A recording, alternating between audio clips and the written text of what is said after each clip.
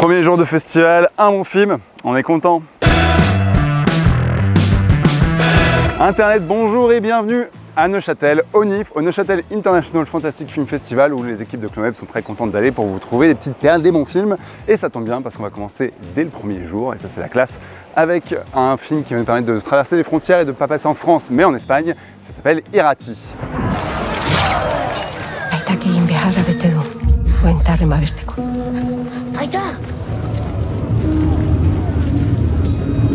Irati, c'est le nouveau film de Paul Urquijo Alijo, je suis sûrement en train d'écorcher son nom à fond. Un mec plutôt intéressant parce qu'on l'avait déjà repéré avec Elementary, le forgeron et le diable, qui est disponible en France sur Netflix et je vous invite déjà à aller le voir. C'est un réalisateur espagnol qui se donne à fond dans le cinéma païen et qui met en scène une imagerie un peu folle.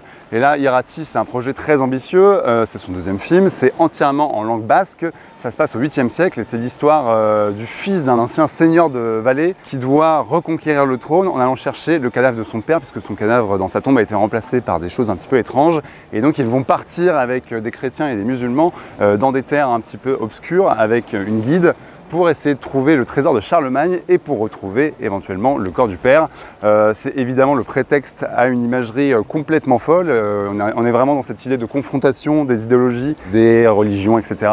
Et Urquijo Alijo s'en donne à cœur joie pour vraiment mettre en scène une imagerie baroque, une imagerie un peu folle, une espèce de symbole un peu fantasque.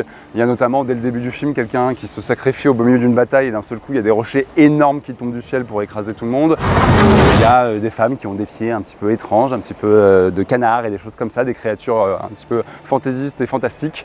C'est pas toujours joyeux à l'écran parce que le film a coûté que 4 millions, ce qui est rien compte tenu de l'ambition folle de son réalisateur, mais c'est vraiment hyper encourageant et hyper enthousiasmant parce que globalement il y arrive. Il y a pas mal de défauts, moi je trouve que l'acteur principal a un peu une tête de con, mais bon ça c'est pas grave. C'est un cinéaste qui donne tout, qui arrive quand même à offrir des plans assez magnifiques, qui arrive à donner des séquences vraiment originales. Il y a vraiment ce truc là, voilà, d'être dans un folklore historique européen très curieux et de se donner à fond.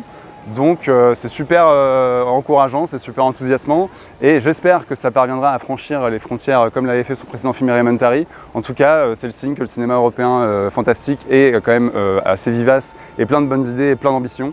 Et donc c'est une plutôt bonne nouvelle. Ahantzi ene izena eta ez enoiz berriz aipa.